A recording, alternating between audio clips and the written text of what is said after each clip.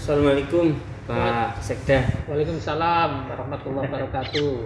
Maaf loh ini Pak, ganggu sebentar. Enggak apa-apa Pak ya? Enggak apa-apa, santai saja. Baik. Jadi ada hal yang menarik saya kira dengan kehadirannya Pak Nalikan sebagai Sekda di Kabupaten Lamongan. Tepatnya 27 Agustus Pak ya, betul, dilantik ya. Setelah jabatan ini kosong mulai dari 18 Agustus 2020 karena beliaunya Pak Yuronur calon itu Pak ya, mencalonkan sampai kemudian alhamdulillah terpilih sebagai bupati. Nah, jadi ini tentunya kami ingin tahu lebih dalam tentang Pak Nalikan ini. Yang jelas kalau dari data yang kami dapat, berkarir di birokrasinya ini mulai dari tingkat bawah. Betul. Ya. Mulai dari carik. Mulai dari apa Pak? Carik atau sekretaris kelurahan. Carik. Ya. Carik di desa. Kalau di desa itu carik. Kalau di itu sekretaris kelurahan. Sekretaris kelurahan.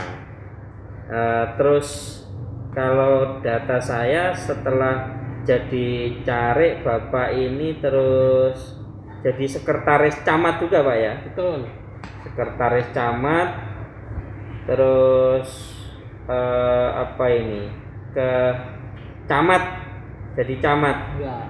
Terus kasubag, kabag ya. Kepala Bapemas ya.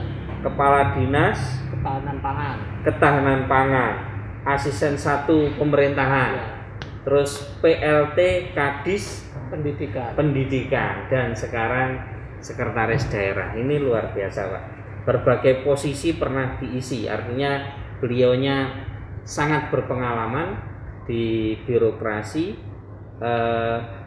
Pak, ini pertimbangan apa ya kira-kira Pak Bupati kemudian menunjuk panjenengan ini? Kalau menurut panjenengan sendiri, apa karena karir yang panjang tadi? Menurut saya, jadi rekam jejak saya mungkin dianggap beliau mampu ya memberikan dan karena Sekda itu kan istilahnya itu top manajernya seluruh ASN ya. Nah, ketika saya ini mungkin di berbagai job mulai dari bawah ya, saya juga bergaul dengan masyarakat, kemudian di tingkat kecamatan, di tingkat sekretariat daerah, mungkin di dinas. Dari rekam jejak ini mungkin dianggap mampu memberikan dan bisa memfokuskan menyatukan seluruh OPD dalam rangka untuk bagaimana tidak satu visi, satu tegak lurus terhadap bagaimana bisa mewujudkan visi dan misinya Pak Bupati. Saya kira itu sehingga Pak Bupati memberikan kesempatan saya untuk menjadi Sekda. Ya. Jadi sebetulnya semua masyarakat yang paham dengan rekam jejaknya Pak Nalikan memang positif sambutannya dengan Pak Nalikan ditaruh di Sekda. Artinya mungkin masyarakat lihat juga Pak rekam jejak panjang di birokrasi sehingga dianggap sangat tepat posisi itu. Nah, kalau ini Pak, ini kan Bapak ini kan asli Glagah Pak ya, desa Glagah. Kelahiran tahun berapa Pak? 69. Ya, 69.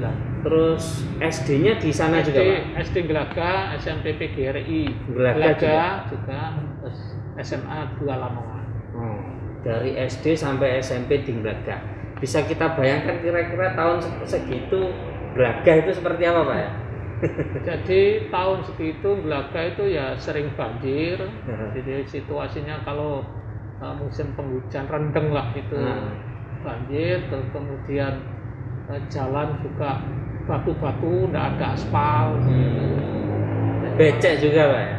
Becek ya, jadi kalau ada apa itu mobil masuk itu baunya itu malah senang kita merasakan wah bau mobil ini ya gitu, itu senang. Jadi hiburan. Iya, apalagi bau bannya mobil itu. Karena mobil kan sering istilah sana kecepret itu, kecelok gitu loh. Jembrat lah ya. Iya. Sehingga ya kalau dibandingkan tempo dulu dengan sekarang ya jauh lah. Jauh. Paling Belaga memang itu kalau SD mungkin dekat Pak ya, di desa sendiri ya? Ya, SD saya itu kira-kira ya sekitar 1 kiloan. Oh, jalan kaki ya kalau dulu. Kalau sekarang kan di depan rumah diantar Pak. Iya. Kalau SMP-nya saya SMP PGRI Jatirenggo 2, jadi kira-kira ya 3 kilo sepeda pancal itu. Pakai ontel. Iya, pakai ontel. Kondisi jalan belum beraspal. Belum beraspal. Nah, ini perjuangan. Iya, dan teman-teman sampai sekarang teman-teman saya itu ya sering kumpul-kumpul lah. Reunian. Ya, ketemu setiap 3 bulan, ketemu nostalgia zaman dulu. Alhamdulillah masih tetap rukun. Nah, dan kita juga bisa melihat bagaimana keluarga kita bisa saling membantu ya itu. Gunanya untuk reuni ketemu teman-teman dulu. Iya. Itu kalau boleh tahu orang tua latar belakangnya apa kayak? Tani iya, bapak ibu saya petani. Kebetulan ya dulu itu kesenangan bapak itu tani, kemudian beternak.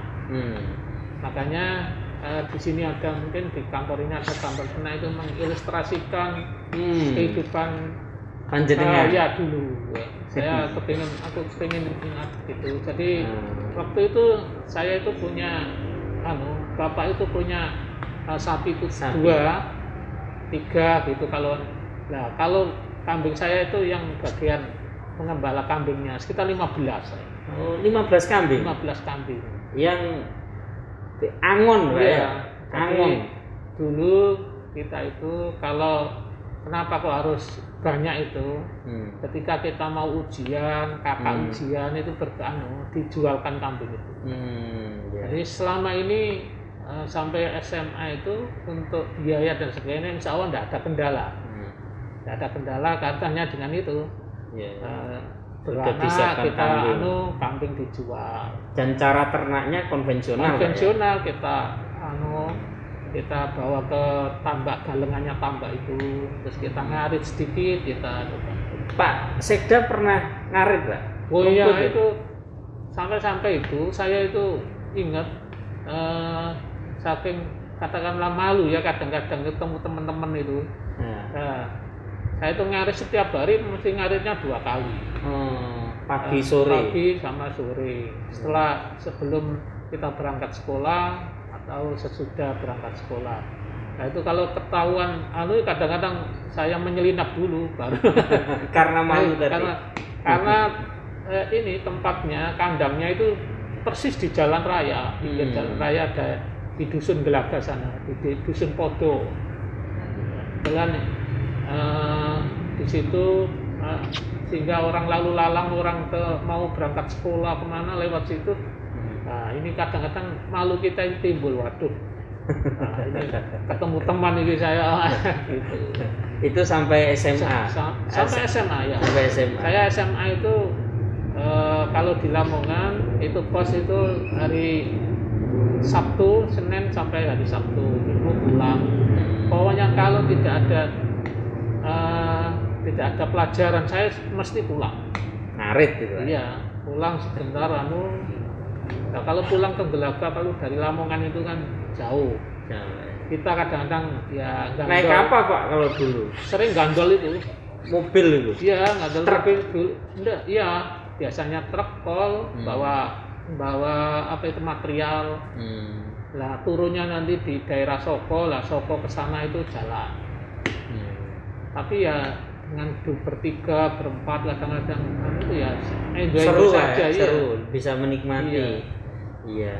Jadi ternyata Pak Sekda ini dulu juga ngarit, angon, pokok ya persis kebiasaan anak desa dulu, Pak ya.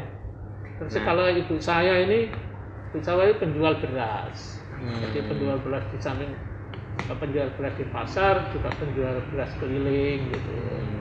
Kadang kita ngantarkan ya ke Jatirenggo, ke pasar Dukun, ke pasar mana itu Bunga, sering begitu. Setiap pasarannya kan ada yang paling, ada yang lebih gitu. Berapa saudara panjenengan? Saya 6 bersaudara. Kebetulan saya yang terakhir. Kakak-kakak saya itu semua di Surabaya. Jadi dulu saudara saya itu kakak saya itu sopir. Ya, sopir Damri waktu itu. Nah, ketika itu ya adiknya ikut, setelah itu ikut nyupir. Nah, setelah ikut nyupir sudah bisa ganti adiknya lagi lulus disekolahkan sampai SMA di sana. Beruntun terus. Nah, ketika yang kakak saya persis itu kepingin kuliah, kemudian semester 4 itu karena tidak bisa bayar, akhirnya motol bekerja di depo. Dulu belum ada beasiswa seperti sekarang ini, Pak, bidik misi, KIP. Saya di SMA 2 itu dulu ya hanya doa saya satu. Gimana caranya saya sekolah tidak bayar. Intinya wis itu sekolah apa saja, kalau tidak bayar ya itu akan saya ikuti. Selesai SMA, Bapak? Saya waktu itu pilihan pertama berpikir saya untuk cepat itu saya ingin jadi guru. Jadi guru aja. Akhirnya saya UMPT milih IKIP Malang. Alhamdulillah saya masuk di IKIP Malang. Nah, setelah di IKIP Malang itu pada saat itu juga waktu proses pendaftaran UMPT itu bapak saya kan meninggal dunia. Nah itu wah ini saya bisa enggak iki yang akhirnya ada pengumuman APDN itu, saya enggak ngerti APDN itu sekolah apa. APDC itu karena ikatan dinas. Nah, akhirnya saya di samping ikut UMPT saya ikut APDN. Kebetulan saat itu terjadi musibah besar itu protes TPNS di Gelora Pancasila itu, yang sampai berapa orang meninggal itu. Setelah itu kisaran sekitar 3.000 berapa yang tes APDN. Saya ingat persis itu nomor saya itu yang tidak bisa saya lupakan, ya nomor 1413 itu. Jadi 1413 nomor saya yang sampai sekarang itu tidak saya lupakan. Nomor bersejarah. Ya, itu awal karir jenengan. Iya, itu nomor itu. Sehingga saya sudah hampir tengah semester di IKIP. Nah, kemudian saya diterima itu malam hari. Kebetulan teman saya yang ngabari bahwa tidak saya hiraukan karena lama. Tesnya itu kalau bulan Juli, kemudian pengumumannya September. Saya kira sudah tidak diterima, saya kuliah aja. Nah, malam-malam itu ada yang dodok itu bahwa saya diterima, ini nomornya. Waduh, bener ini. Nah, ketika itu juga bimbang, waktu saya ini meneruskan kuliah di S1 dan ini diploma. Akhirnya ya anaknya ibu kos saya itu mengarahkan APDN ID.